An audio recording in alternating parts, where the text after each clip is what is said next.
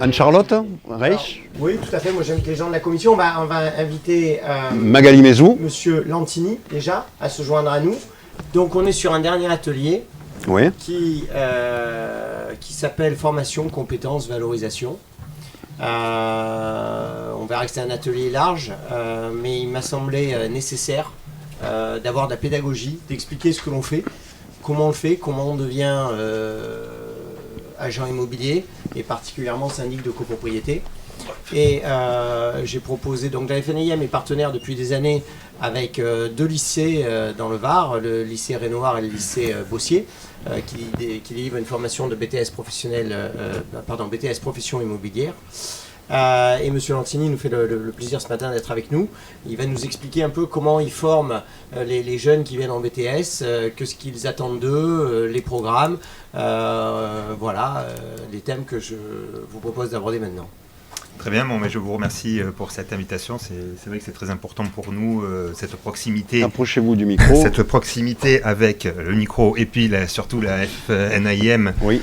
Puisque nous, en tant qu'enseignants, on souhaite former des futurs collaborateurs opérationnels. Ça passe aussi par les stages et par des émissions comme celle-ci. Et d'ailleurs, les étudiants du lycée Bossier sont connectés à l'Impact TV et je les salue. Donc, ils suivent avec grand intérêt cette émission. Il va falloir être bon alors. Voilà, exactement. Voilà. Je parlais du monsieur. Je vais essayer. Et d'ailleurs, on compte à la table Magali et Mehdi, qui sont deux anciens étudiants de profession immobilière du lycée Bossier. D'accord. Mehdi a étudié donc. Mehdi a étudié. Alors, c'était la touche d'humour, je peux le taquiner. Avant l'enseignement supérieur, j'étais au lycée à Bossier. Oui, pour vous dire. Voilà. Donc, je connais très bien ce lycée. Mais j'ai étudié, je te remercie Eric. Et tu continues parce que pour faire un métier comme le tien, je sais que vous faites beaucoup de formations. Je pense qu'Arnaud, on a eu de cesse que de le répéter, à l'image du présent événement, c'est beaucoup de formation continue, certes des obligations de formation continue, mais je pense qu'on le fait avec grand plaisir. Et puis, on va laisser tout de suite la parole. Il faut rappeler, puisqu'on est sur la formation, que pour être agent immobilier, il faut avoir une carte professionnelle. Exactement. Et pour avoir sa carte professionnelle, on est obligé tous les 3 ans de faire 42 heures de formation. Ouais. Tous les 3 ans. Voilà, c'est pas toutes les professions, on en fait partie. Détenteur de carte et personnel. Hein. Collaborateur. Collaborateur aussi. Très bien, donc les étudiants et le métier de syndic. Voilà. Donc je ne vous cache pas que les étudiants qui s'inscrivent en BTS profession immobilière le font souvent parce qu'ils ont suivi des émissions, notamment sur M6 qui nous fait beaucoup de publicité, et s'imaginent s'orienter dans un premier temps vers la transaction. Or, lors des différents cours qu'on réalise, ils découvrent le métier de syndic et certains d'entre eux s'intéressent à ce métier de syndic parce qu'il est riche. C'est un métier, on l'a vu avec tous les thèmes abordés aujourd'hui, qui ne connaît pas la routine et qui sollicite une forte curiosité intellectuelle qui attire de nombreux étudiants. Et c'est vrai que c'est souvent les meilleurs profils qui s'y intéressent. Au-delà de l'intérêt, on peut souligner également l'avantage de ce métier. Ce métier, c'est un métier qui ne connaît pas la crise. J'ai des collègues qui s'occupent d'économie du travail qui diront que... Non, je parle de... Il y en a eu 2 ou 3 quand même. Non, je parle du point de vue de l'employabilité. Ah, d'accord. Oui. D'accord, donc oui, je disais des économistes du travail diront que c'est plus facile de recruter un sociologue qu'un gestionnaire de copropriété. Oui. Et donc, ce sont des profils qui sont recherchés. Ce sont des profils qui sont employés généralement en CDI, donc avec une stabilité qui est devenue importante aujourd'hui. Ce sont des métiers... Enfin, pour moi, c'est un métier qui ne va pas être ubérisé, ça il faut le souligner. Hein, j'espère. Voilà. Et puis, je peux aussi affirmer que c'est un métier qui rémunère correctement les compétences de ceux qui le pratiquent. Oui, c'est un métier dans lequel il n'y a pas trop de plaintes au niveau d'être mal payé ou mal rémunéré. J'ai rarement entendu des gens, enfin même des jeunes qui travaillent dans l'immobilier, se plaindre de... C'est même une motivation, c'est-à-dire qu'on a des gens qui viennent travailler dans l'immobilier espérant gagner. Alors c'est un métier où effectivement, alors je parle sur le syndic de copropriété, où les postes sont correctement rémunérés, me semble-t-il, par rapport à ce qu'on peut voir, sur lequel effectivement il y a un besoin. C'est vrai que ce qui nous rassure, ce que dit M. Lantini, c'est que, ce qui nous rassure, c'est que les étudiants en fait ne viennent pas spontanément vers le métier de syndic de copropriété. Dans l'immobilier, ils envoient effectivement le métier de transactionnaire. Et c'est vrai que nous, souvent, on est 4 là autour de la table et on pourra en témoigner, c'est qu'on a des problèmes de recrutement. Et c'est un poste pour nous, c'est pour ça, d'où ce partenariat, d'où ces échanges, les stages que nous faisons avec les jeunes. Je voudrais juste le dire, David Garavagno est encore dans la salle, la FNAIM, qui est donc un syndicat professionnel, a son école propre, l'ESI, l'École supérieure d'immobilier, qui forme, et on vient sous l'impulsion de David et de son prédécesseur, signer un partenariat avec la Chambre de commerce, Cap Format, et on délivre alors là c'est un diplôme professionnel de gestionnaire de copropriété qui s'adresse à des gens en reconversion. Voilà, tout ça pour essayer de répondre à la demande de poste, parce que les besoins sont là, le métier devient très très professionnel, très exigeant, et on a besoin de collaborateurs compétents et formés. Très bien. Donc, que font les professeurs et les enseignants pour le métier de syndic? Donc, moi, j'ai vu tout à l'heure une information comme quoi 65% des copropriétaires sont satisfaits de leur syndic. Effectivement, on constate qu'un syndic qui est compétent, les copropriétaires en sont très satisfaits, ils ne veulent pas en changer, et ils tiennent vraiment beaucoup. Alors, je peux dire juste un mot sur ce chiffre, parce qu'il n'est pas sorti du chapeau, et c'est moi qui, effectivement, ai communiqué. Il se trouve qu'en 2019, là encore, notre fédération a envoyé un questionnaire à tous les adhérents. On a eu plus de 42 000 retours de copropriétaires qui ont participé à ce sondage. C'est tout à fait significatif. C'est pas mal. On sait qu'un sondage pour les élections présidentielles, le panel est de 1000 personnes. 1000 personnes. Voilà. Donc là, 42 000, on peut dire que c'est représentatif. Bon, il y avait tout un tas de questions. Alors, j'ai retiré celle-là. Il y en a qui étaient moins agréables aussi, il faut le dire, on le nie pas. Mais ce chiffre nous a parlé, et d'abord, il nous rassure, 65% des copropriétaires sont satisfaits de leur gestionnaire de copropriété. On est un métier à l'image pas forcément valorisé, peut-être parfois dégradé. On ne le mérite pas parce qu'on est un métier passionnant, on accompagne les gens dans ce qu'il y a de plus propre, c'est souvent la résidence principale ou un investissement locatif, donc on gère l'intimité des gens, ce qui peut expliquer d'ailleurs certains excès de part et d'autre. Mais voilà, au final, 65% des copropriétaires interrogés se disaient satisfaits de leur gestionnaire de copropriété. C'est-à-dire des gens que vous avez autour de la table, de nous, qui sommes au quotidien les mains, dans les dossiers de copropriété. Et voilà, ça nous a rassurés. Donc oui, quand j'ai dit ce chiffre-là, ça nous a donné du baume au cœur. Et il faut que ça soit un message positif pour les étudiants également. Oui, absolument. Et donc cette satisfaction repose sur des compétences. Donc alors il y a de multiples compétences, mais j'en citerai 3. La première, elle est juridique. C'est la capacité, on l'a vu aujourd'hui, à comprendre les évolutions juridiques, à savoir s'y adapter et à savoir les communiquer avec pédagogie aux copropriétaires qui ne sont pas des spécialistes de l'immobilier. Donc pour ça, on a 2 cours qui préparent qui construisent cette compétence. Il y a un cours de droit, le droit général qui permet de savoir naviguer dans le droit et toutes les nouveautés juridiques.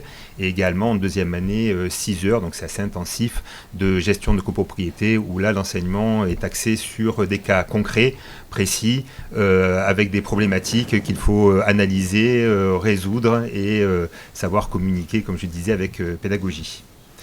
Le deuxième point, on l'a aussi mesuré aujourd'hui, ce sont la maîtrise des techniques du bâtiment.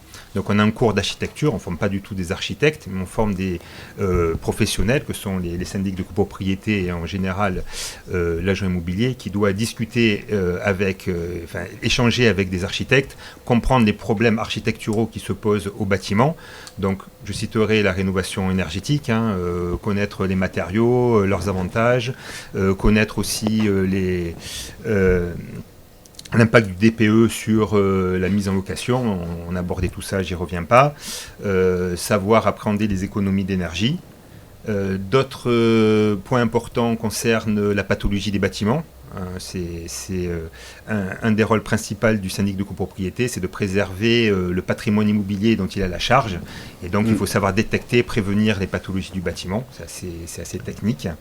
Et enfin, dans cette compétence architecturale, savoir piloter les travaux, établir des devis, les suivre, choisir le bon devis et finalement faire économiser de l'argent à la copropriété. Dernière compétence qu'on cherche à vraiment consolider chez les étudiants, elle est fondamentale dans le métier de syndic, c'est la communication, puisque tenir une AG, c'est pas quelque chose de simple. Voilà, hein. Voilà, il y a des intérêts divergents. À la fin, il faut payer des charges. Donc, il y a des techniques pour ça. Donc, bon, on n'a pas la science infuse, mais on en donne quelques-unes et les stages leur permettent de progresser là-dessus. Donc, on a de multiples sujets qu'on aborde dans les cours de communication. Il y a aussi celui de la gestion des conflits. Tous les ans, il y a la fête des voisins. C'est pas pour autant que les voisins sont toujours. Pas pour autant qu'ils la fêtent ensemble. Qu'ils la fêtent ensemble. Donc, ça, voilà, ce sont des techniques sur, pareil, des mises en situation concrètes où ils doivent progresser sur ces points-là. Voilà. Donc toutes les prises de judo, de karaté, Alors, surtout pas. Surtout pas. Non, mais c'est vrai que vous avez très bien résumé parce que, en quelque sorte, le syndic, il a 3 casquettes. On dit toujours, c'est le juridique, le technique et le social. Donc, vous avez très bien expliqué. Mais on parlait des diagnostiqueurs, oui. Mais même agent immobilier, syndic, c'est le métier maintenant. Il faut être presque maçon, électricien, il faut connaître un peu toutes les ficelles pour pas mal informer un propriétaire ou une copro sur les recherches de travaux à faire. Pour réaliser notre devoir de conseil, tout simplement. Oui. Donc nous avons un devoir de conseil. Voilà. Donc c'est vraiment. C'est une profession très complète parce que on le rappelle très souvent, nous professionnels, des professionnels réglementés. Donc c'est vrai qu'on a à la fois, on le voit avec la nomenclature INSEE, on est des commerçants sur ce côté-là. Fait, ouais. Mais on est aussi de l'autre côté, en quelque sorte, des juristes, on est des professionnels réglementés. C'est pour ça que la formation initiale, comme le dit monsieur, est extrêmement importante. Et la formation continue, qui était déjà existante, a été même consacrée par la loi, avec ses obligations de 42 heures, qui, et c'est souvent répété à la FNAIM, ne sont pas du tout subies, bien au contraire. C'est l'occasion aussi, entre confrères et consoeurs, de se voir, parce que mine de rien, on est tous tellement très pris par... on donne tout aux clients. Voilà, faut dire les choses. Souvent, on se croise très très peu, puis c'est toujours des événements intéressants de pouvoir partager les expériences. Et moi je trouve le syndic, mais l'agent immobilier et l'administrateur de biens, ce sont des métiers très complets. On est des hyper spécialistes, comme toutes les professions doivent être hyper spécialistes de leur métier. On connaît nos métiers et on doit être des généralistes de tous les autres corps d'État. Oui. C'est-à-dire, tout à l'heure avec Anne-Charlotte, un atelier sur l'électricité, on doit avoir des compétences sur l'électricité, on doit avoir des compétences sur les copro vertes. Notre domaine d'intervention est très large et c'est ça qui est passionnant. Et en pensant aux étudiants, souvent on entend des jeunes qui disent voilà, mais moi je veux jamais faire un travail de bureau, je veux jamais. Alors je leur dis venez faire ces livres. Parce que vous serez certes un peu au bureau, mais vous serez aussi surtout sur le terrain, ouais. et vous toucherez vraiment un panel d'intervention très large. Et donc effectivement, on peut parler des qualités que requiert le métier de syndic, enfin en tout cas chez l'étudiant, cet apprentissage. Et bon, la première qualité, ça on vient de le dire, c'est la curiosité intellectuelle, hein, c'est très riche, on touche à tout. Il faut vraiment exclure ce stéréotype du syndic qui est devant un ordinateur et 2 piles de papier, c'est absolument pas ça. Non. Ensuite, la qualité, je crois, pour un recruteur, on a échangé avec M. Coll, c'est celle de la communication. C'est avant tout un communicant, un tiers de confiance qui doit échanger avec les copropriétaires. L'empathie est très importante. Hein. Chaque copropriétaire a son petit problème à résoudre. Il faut l'écouter et pouvoir lui apporter une solution lorsque cela est possible. Beaucoup de pédagogie. La deuxième qualité majeure, c'est la réactivité. Parce que on ne s'ennuie pas, on est appelé au téléphone, on reçoit des mails, il y a des dégâts des eaux, donc il faut réagir très vite. Et donc on a besoin d'étudiants très réactifs qui ont beaucoup d'énergie. Vous êtes presque des pompiers en permanence. C'est un peu ça, quoi. Alors moi, j'avais une image plutôt que pompier, puisqu'on était un incendie. Non, je parlais au niveau des appels. Tu as raison. Je veux dire, ou SOS médecin, quoi. Vous êtes. C'est un métier très opérationnel. Très opérationnel, oui. À l'image, je suis arrivé le dernier, j'étais au téléphone pour une copropriété. Par exemple. Donc, c'est, comme disait monsieur, c'est beaucoup de réactivité. Ouais. Et effectivement, Arnaud a raison, c'est vrai que pompier, ça fait tout de suite. Il y a une crise et il faut la gérer. La copropriété, je pense, mes consoeurs ici présentes et mon confrère m'arrêteront ne m'arrêteront pas là-dessus. C'est pas que de la crise. En fait, c'est beaucoup de gestion courante, c'est beaucoup de communication, comme dit monsieur. C'est des fois un devoir de conseil. Je pense que ça se résume des fois à ça. Des fois, c'est un appel. Tiens, j'ai une question, madame, monsieur, sur ceci. Est-ce que vous pouvez m'aider ? Et à tort, des fois, c'est vrai, on résume de manière un peu, c'est le cliché, le syndic à l'assemblée où il y a beaucoup de monde et qu'il y a des mécontents. Mais c'est pas ça du tout. Une assemblée, les 3/4 du temps, moi, on le dit, ça se passe très très bien à l'image du degré de satisfaction des clients.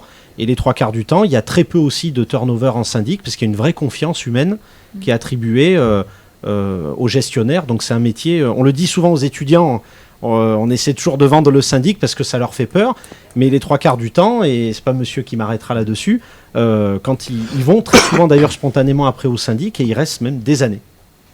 Absolument. Donc, quel est votre constat auprès des jeunes ? Comment vous les sentez, ces jeunes ? Concernés par l'évolution du métier, par toutes ces nouvelles normes ? Alors, ils s'y intéressent, ils y trouvent vraiment une matière à apprendre et à progresser qui est assez riche. Au départ, ils les trouvent assez compliqués, d'accord ? Oui, donc, ils sortent... comme moi ce matin, oui. Voilà, voilà. D'accord. Nous, on les récupère post-bac. Je pourrais vous dire tout à l'heure comment on procède pour le recrutement de nos étudiants. Mais et il faut leur faire découvrir un nouveau monde. Généralement, moi, ce que je constate, c'est que ceux qui vraiment accrochent à l'immobilier n'en sortent pas et restent probablement toute leur carrière. Ouais, ceux qui sont bien dans l'immobilier, en général, il n'y a pas trop de turnover. Hormis peut-être en transaction, où là c'est plus... Je sais pas ce que toi tu en penses, Arnaud, mais je trouve que le métier à l'image, moi je suis un peu l'exemple, très souvent c'était un métier un petit peu de reconversion, c'était des gens qui étaient déjà dans des milieux commerciaux, toi par exemple Eric tu es de la grande distribution, moi mon père qui était dans le métier était issu de la grande distribution, et peut-être aujourd'hui ce qui change c'est qu'il y a de la vraie formation initiale. Et moi, j'ai souvent connu même des jeunes qui restent très longtemps en fait dans ce métier-là. Il y a rarement de la... Il y a la formation initiale plus la formation constante. Absolument. Avec l'évolution des lois. Oui. Avec l'évolution des lois. On l'a vu sur d'autres émissions avec M. Sabatier, avocat. C'est terrible. Tout ce qui change, tout ce qui avance, les contradictions, les jurisprudences, c'est passionnant. Mais c'est pas le métier dont on a l'image. C'est pas M6. Non, tout à fait. Ça n'a rien à voir. Ce que je peux rajouter à ça, c'est que quand même la pierre et donc l'immobilier est une passion française qui est très ancrée même dans nos patrimoines. Ouais. Ça, les jeunes en ont conscience. Ils savent que ça peut être un métier intéressant. Et c'est vrai que le métier de syndic permet aussi d'aborder tous les éléments du patrimoine immobilier et de maîtriser tous les éléments pour faire un bon investissement. Donc voilà, c'est ce qui attire les étudiants et qui font rester lorsqu'ils sont bons. Arnaud, vous rentrez dans l'intimité des gens. Et bien souvent, vous y restez longtemps. On touche au foyer et on touche aussi l'aspect financier, puisqu'on en discutait avec M. Antigny en préparant. Aussi, les étudiants sont un peu réticents à l'aspect comptable de nos métiers, c'est-à-dire qu'effectivement aller au contact des clients, gérer des travaux, ça sert quand même. Dès qu'on leur dit il va falloir expliquer des comptes en assemblée générale, alors là on a l'impression que et pourtant les choses sont très nomenclaturées. Là encore, je veux dire, la transparence des comptes que présentent les syndics, alors c'est notre métier, on est habitué aux documents, mais aujourd'hui tout est normé, tout correspond à des normes, et si des copropriétaires peuvent avoir des doutes, ils peuvent aller voir n'importe quelle personne digne de son qui pourrait lancer. C'est vrai qu'on est un métier où on a un panel d'intervention, encore une fois je redis, très large, ce qui est le plaisant, ce qui est très enrichissant, et en plus on touche à l'essentiel de la famille. C'est un métier qui se féminise de plus en plus parce que j'allais rebondir, il est très rare à l'image du plateau. Il est très rare à l'impact que des fois je me fais engueuler, mais c'est pas de ma faute, où on a souvent très peu de dames. Et là je vois que ce matin l'AFNAIM est arrivé en force et avec surtout de la qualité. Je peux dire, on a 2 consoeurs très chevronnés dans le métier. Et c'est souvent. On s'accroche d'ailleurs pour la place. Non, absolument. Je trouve que je pense que c'est les meilleurs pour en parler, je pense. Donc, Magali. Je ne sais pas s'il se féminise, mais c'est un métier qui est tellement intéressant que tout un chacun y vient. Effectivement, je ne peux parler que, en tout cas, pour mon entreprise, on a beaucoup de gestionnaires en reconversion. Pour le coup, dans mon entreprise, nous sommes en parité. D'accord, autant de femmes que d'hommes gestionnaires. Ce n'est pas voulu.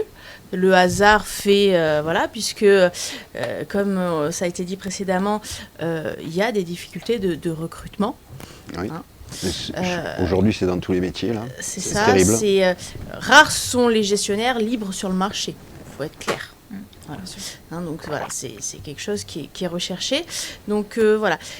Donc oui, il y a de plus en plus de femmes dans le métier, je le pense. Après, je pense aussi que c'est dans l'air du temps.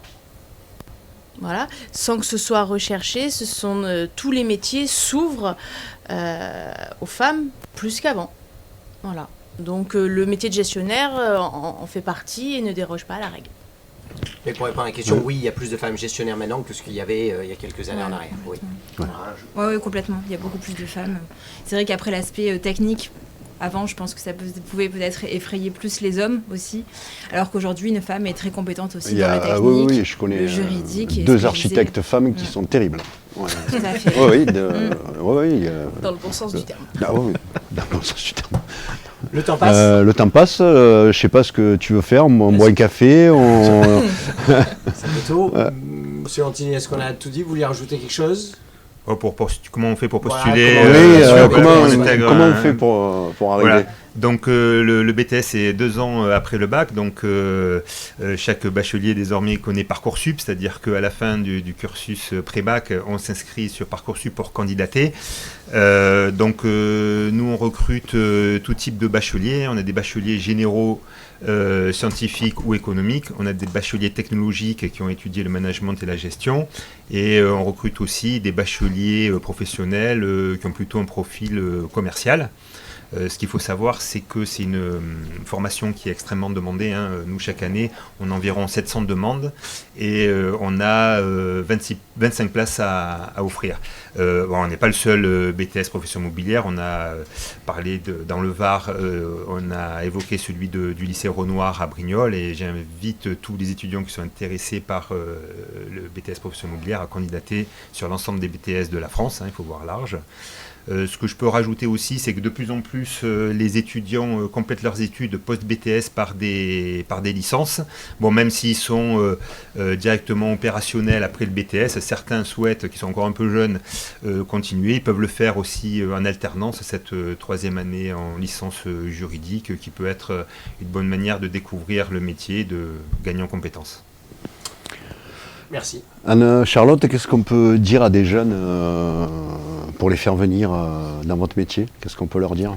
Je leur dirais de venir essayer, parce que je pense qu'ils vont en devenir complètement, vraiment très attachés. Ça devient une passion. Moi, j'aime vraiment mon métier.